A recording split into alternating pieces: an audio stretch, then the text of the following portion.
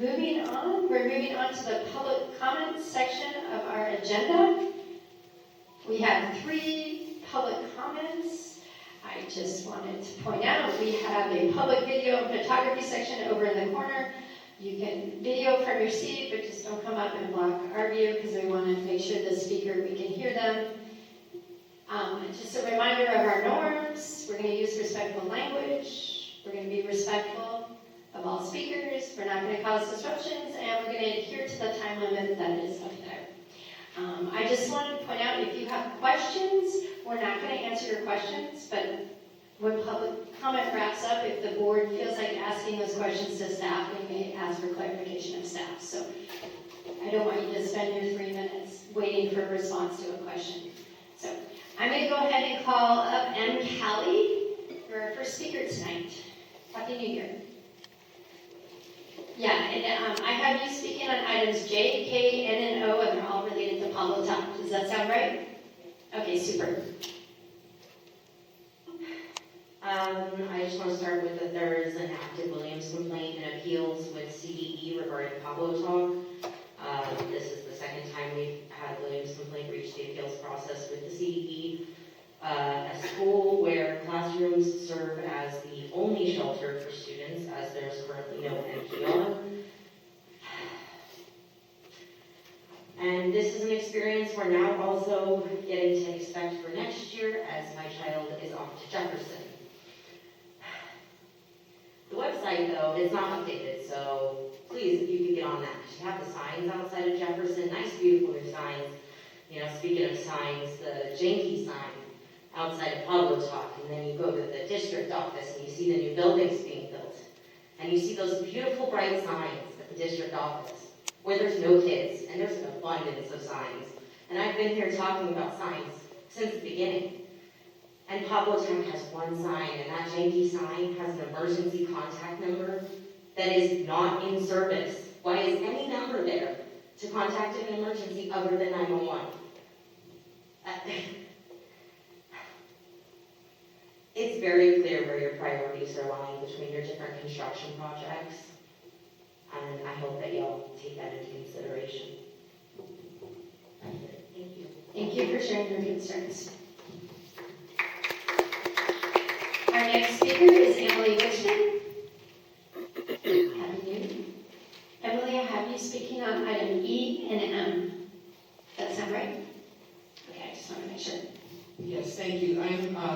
This is on the warrant list, and I'm talking about the Equity Collaborative, $30,000. It mentions the words are equity, implicit bias, cultural responses, things that we've heard since 2020, 21, 2022, 2023, 2024, and now 2025. And since I've been going to board meetings for the last few years, I have not seen the transparency as far as your assessment on these equity. I think there was one way back in 21 or something, 20, when you did the initial equity that everybody knew about, and Eleanor said it's nothing new that we didn't know. And so kudos to her to say that, because we did know. We do know the neighborhoods. We do know the kids, those of us that have been here for a while. And so that was another, who knows how much. But that Equity Collaborative, again, I asked some staff, haven't you been there and done that? And they go, yeah. Some of the examples I got was the grading for equity. And if you can see what I read the last meeting, that it's not working. So here we go with equity in education again. And we're going to do the same thing. So I did email Dr. Sparks to ask him the questions about the assessment, what your outcome's going to be, what you're going to be doing with them. As I understand, Maisha gives an excellent presentation about equity, about all this stuff. And I'm surprised that you don't use her more in your presentations, because she's got it all. I don't know why you're spending $30,000 as a school board member instead of in the classroom. And again, our teachers are gaining great information from all the things that they've been doing. So maybe this is just another layer of their time and effort. Also, too, I was trying to find out who these people are, Equity Collaborative. I couldn't get to that. Are they psychologists, psychoanalysts? Are they academics? Are they mathematicians? Are they reading specialists? Because that goes hand in hand with all this that you're trying to do. Many years ago, we didn't have problems with kids not going to school. We didn't have any of that. And back in the old days, 35 years ago, our little ones wanted to come to school. They would, because it was such a welcoming environment. They had their breakfast, they had their lunch, they had teachers who knew about their family situation. And even because of some of those situations which haven't changed now, that the kids were successful. They started to read, they started to do math. So every year, by the third grade, they were all done. Not done, but they were into that process. So they were learners, and they wanted to more. So by middle school, that continued. When they got to high school, that continued. So we didn't want the problem that we have now, but they don't see relevance of it. B, again, the extensions for public talk, August 30th of 2025. Is that really going to be done? It's going into next school year. For your concerns and comments, Emily. All right, our last speaker on agenda items is Rebecca Ing.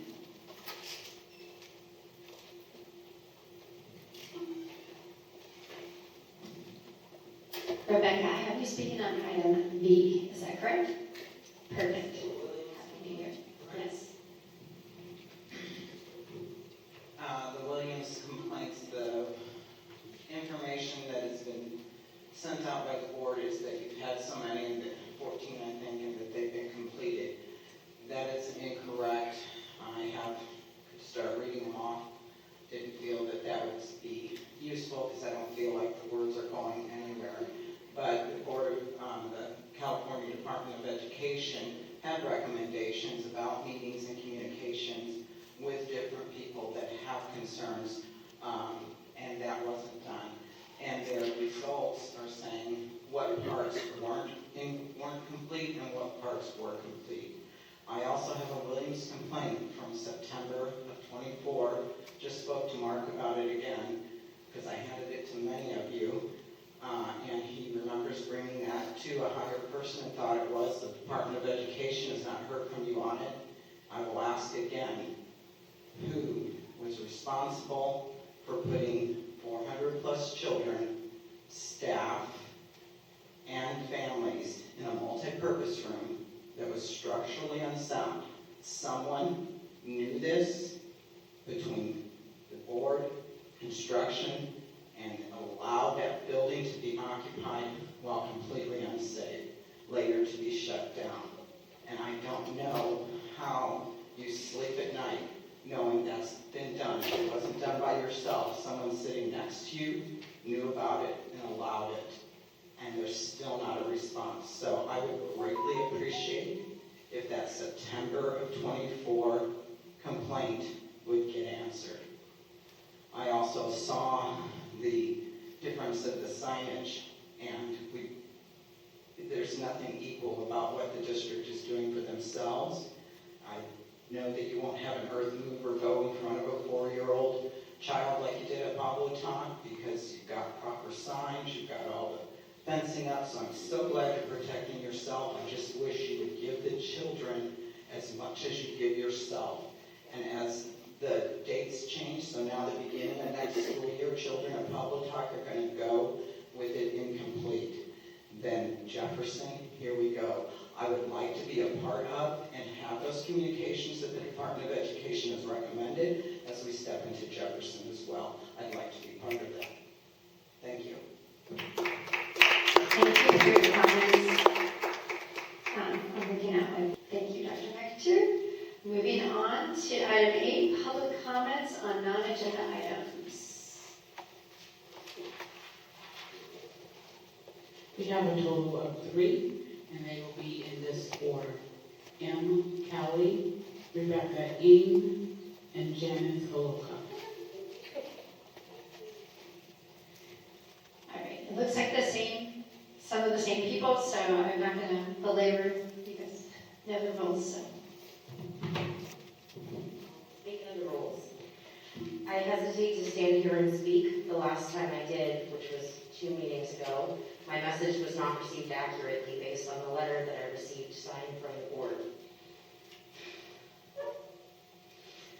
This is one of the many reasons that I believe these meetings should be more accessible with recordings made available While my concerns about the words I said being misinterpreted are quite serious, more serious is what y'all sent me. And Raquel, I mean, I've known you for years, working through this drama as drama mama, through the theater company that my child lives to be a part of this. And you signing that just blasted my respect. For you, the board, to take what little time you have to meet each month to draft, sign, and send me this letter, it's concerning. I mean, you make a bold claim, an assertion of a very serious nature that I understand should involve police intervention. Yet at the end of the letter, you state, the district anticipates your cooperation and hopes future action regarding this issue will be unnecessary. So why send me a letter and make such insane assertions? It's reckless and it's retaliation. Do you actually send letters like this when you think somebody is making a valid threat or concern? It's flabbergasting if you do. I'm not going to read the assertion that the board made, as I never made such claims, so I want to be crystal clear here. I expressed concerns that our school sites are not prepared for it if it occurs.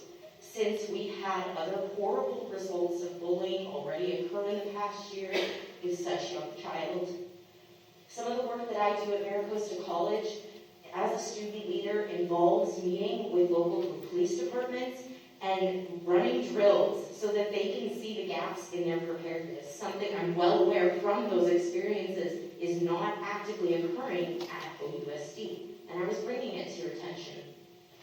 I will be demanding that you retract that statement that you sent me because there was no basis for it, and still no request has been made to understand my last comment. You give us 3 minutes to talk at you, not to converse, to talk at you. It's not my fault if you don't understand the words I'm saying. Thank you for your comments.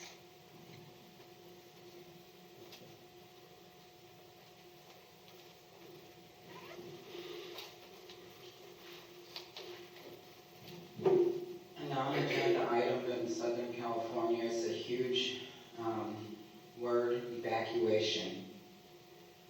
Pablo Talks evacuation plan still remains unclear.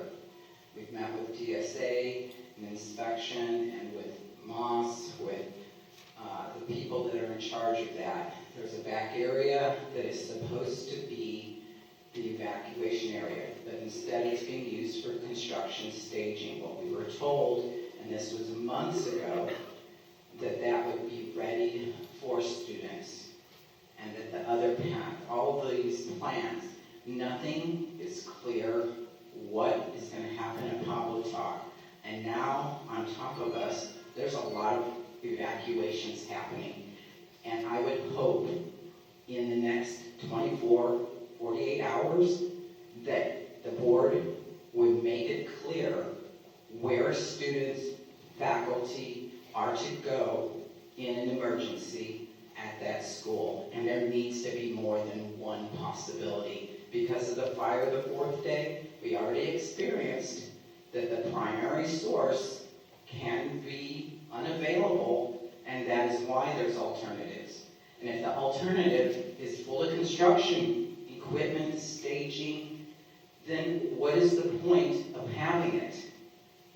Please, for the children, for all the staff people, you honor all these people, but you disrespect them. And the most important area is their own safety. I don't know how, truly don't know how all of you sleep at night. Thank you. Thank you for your concerns.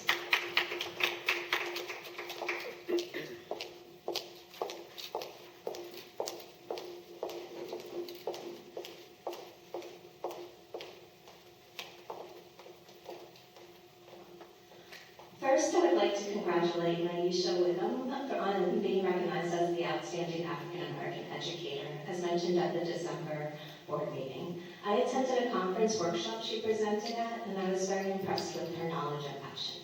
Having also met other exceptional OUSD staff members, I'm left questioning why their expertise and insights do not seem to be translating into measurable positive outcomes for students. Additionally, I question the funds spent to retain outside service providers instead of having staff. For example, the purchase order listing includes $30,000 for the Equity Collaborative, separate to the around $290,000 contract with NCRC. Therefore, I question what specific services or training are the outside service providers being contracted to provide? And most importantly, how will the effectiveness of these services be measured?